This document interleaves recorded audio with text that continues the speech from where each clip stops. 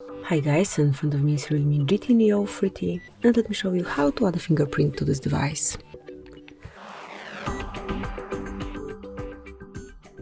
So at first enroll the list of all apps, then find and select settings. Here locate and open password and security, and here click on fingerprint.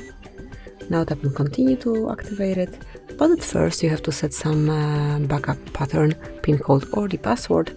Let me choose pattern.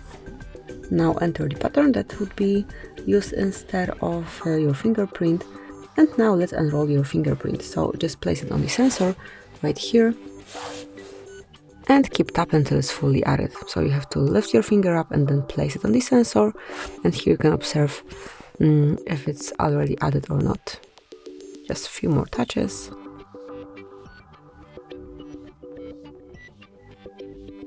And then tap on done.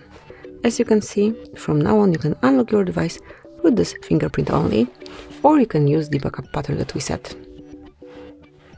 So this is it, that will be all. Thank you for watching. Please subscribe our channel and leave the thumbs up.